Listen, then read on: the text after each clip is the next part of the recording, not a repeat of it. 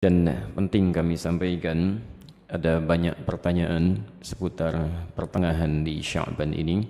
Sampai terakhir kami dapati kemarin di Jakarta tentang pertanyaan tersebut. Bagaimana tentang keterangan-keterangan hadis yang menyebar seputar keutamaan atau amalan-amalan di pertengahan Sya'ban, khususnya baik di malam Sya'bannya ataupun di siangnya. Penting kami sampaikan, setidaknya hadis-hadis seputar pertengahan Sya'ban kita bisa dapati ada satu yang kualitasnya sahih, ada satu yang kualitasnya dhaif, dan selebihnya umumnya palsu. Selebihnya umumnya palsu. Saya ambil contoh yang palsu misalnya. Anda bisa temukan ini di kitab Ibnu Majah. Kalau punya kitabnya Sunan Ibnu Majah jilid pertama halaman 421, atau di Sunan Al-Baihaqi Syu'abul Iman jilid ketiga halaman 387, atau kalau Anda memiliki kitab Silsilah Al-Ahadits Ad-Dha'ifah karya Syekh Muhammad Nasiruddin Al-Albani, Anda bisa temukan di nomor hadis 2132.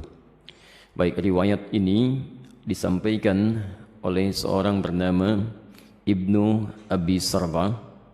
Beliau mengatakan menerima dari Ibrahim bin Muhammad, beliau menerima dari Muawiyah bin Abdullah bin Ja'far, disampaikan dan disandarkan pada sahabat Ali bin Abi Thalib.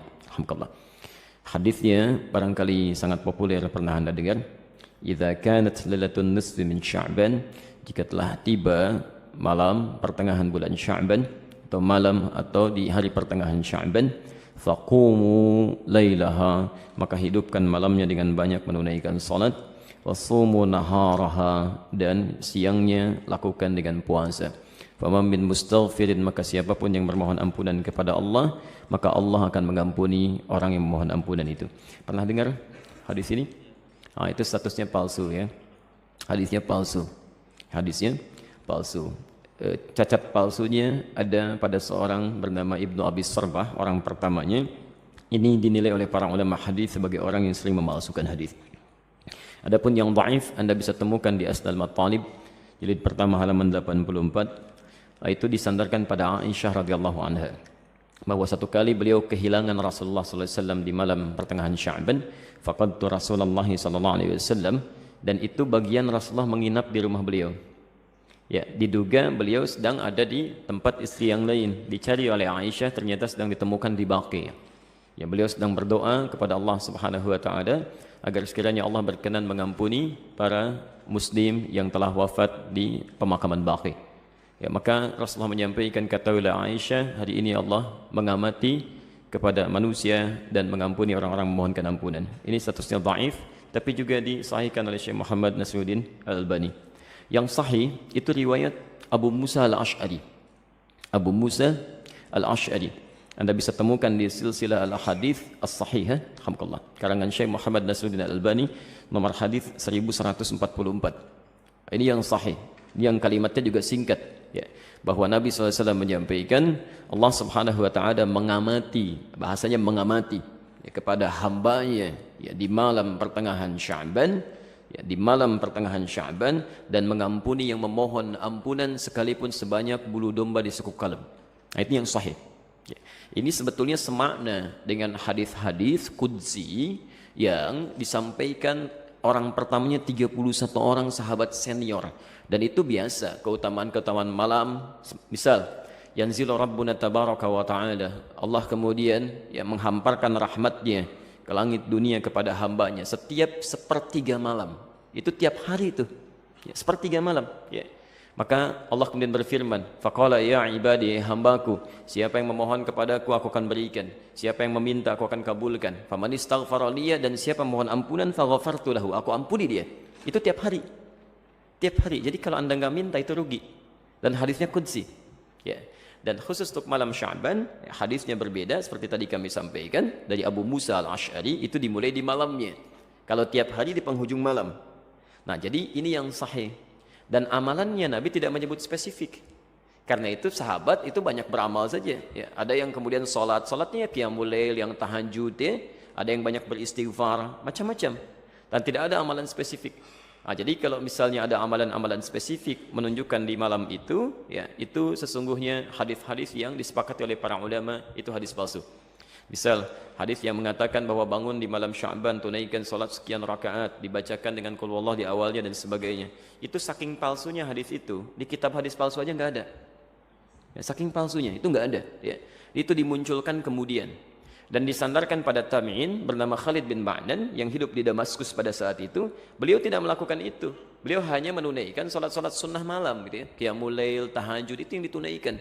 Cuman orang salah menduga gitu ya. Jadi kalau Anda ingin hidupkan malamnya dengan ibadah-ibadah sunnah silakan saja, boleh. Qiyamul lail, tahajud, baca Quran, istighfar itu standar, biasa. Dan ada keutamaan di situ. Kalau siangnya ingin puasa, boleh. Puasa Ayyamul Bid. Masya Allah sekarang kan merangkai itu. Kamis tanggal 12 kan kemarin, Jumatnya 13, Sabtu 14, sekarang 15. Antum masih boleh puasa. Ya, sekali khair. Baik, jadi sah-sah saja kalau siangnya ingin puasa, tapi jangan disandarkan pada keterangan-keterangan hadis yang bermasalah, ya. Termasuk ada yang fenomenal itu ya. Jadi zaman dulu nggak ada, sekarang ada tuh. Ya bahwa pada saat pertengahan Sya'ban buku amalan manusia ditutup, ya. Pernah dengar itu? Baik, kalau ditutup artinya amalan kita nggak dicatat karena ditutup. Di antum bebas saja lakukan apa aja tuh karena nggak dicatat tuh, ya. Mau pinjam handphone teman, mau ngambil sandal di Baitur Rahim karena nggak dicatat tuh, ya. Karena ditutup ternyata nggak dicatat. Dan mustahil buku catatan amal seorang hamba ditutup kecuali dia telah wafat. Ya telah wafat. Dia ditutup tuh setelah wafat. Kalau dia masih hidup dia pasti terbuka, dia. Dan semua akan ditulis dan ditampakkan di akhirat nanti. Dalilnya sahih. Faman ya'mal mithqala dzarratin khairan yarah. Siapa yang berbuat satu kebaikan akan ditampakkan sekecil apapun. Ya, wa may ya'mal mithqala dzarratin syarran yarah. Yang ada hanyalah pena yang diangkat, yang tidak dituliskan, itu pun bukan di pertengahan Sya'ban atau bahkan di Ramadan, bukan. Hanya dikhususkan pada 3 golongan tertentu. Rafi'al qalam an thalathin, kan? Atau an thalathah. Diangkat pena tidak dituliskan hisabnya dari 3 golongan. Anis sabiyyi hatta yahtalima, dari anak kecil sampai dia balik.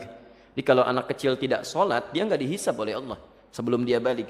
Itu diangkat penanya, tapi bukunya masih terbuka, catatannya ada. Dia.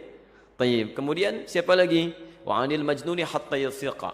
Ya, anil majnuni hatta yufiqa. Dari orang yang terganggu ya, kesadarannya, baik sampai dia sadar kembali. Yang disebut tidak waras dan sebagainya gitu ya. Tayyib. Nah itu tidak dihisab, tidak dihitung. Jadi kalau dia naik misalnya ngambil mangga Anda, dia lempar, kemudian dia ambil mangganya, Anda nggak usah marah, karena Allah pun nggak hisab. Ya, Allah tidak hisab, jelas ya? Karena dia melakukan amalan berdasarkan bukan karena kesadarannya. Dan yang terakhir, anin naimi hatta yastaiqidha. Ya, dari orang yang tidur sampai dia bangun. Jadi kalau misalnya ada di antara antum, ya tertidur, kemudian subuh lewat sampai jam 10 itu belum dihisab tuh. Nah, saat bangunnya di situ dia tempat sholatnya. Ya, tapi bukunya tetap terbuka, nggak ditutup ya. Kalau ditutup artinya sudah meninggal dunia, sudah selesai. Baik. Dan tidak ada kerjaan malaikat nutupin buku dibuka lagi tuh ya. Tolong tanyakan kapan ditutupnya, kapan dibukanya tuh. Oke. Jadi itu diantara amalan-amalan yang barangkali penting untuk disampaikan. Jadi tidak sepenuhnya keliru juga beramal di pertengahan Sya'ban, tapi juga tidak sewajarnya jika kita melakukan amalan yang tidak pernah ada dalilnya, ya sekaligus juga tidak ada ketentuan dan contohnya, itu barangkali yang coba kita hindari. Kalau beramalnya silahkan karena tuntunan umumnya ada, hadisnya dan sebagainya. Tapi amalan-amalan sunnah yang memang pernah diajarkan dan dicontohkan untuk dilakukan. Saya kira jelas ya.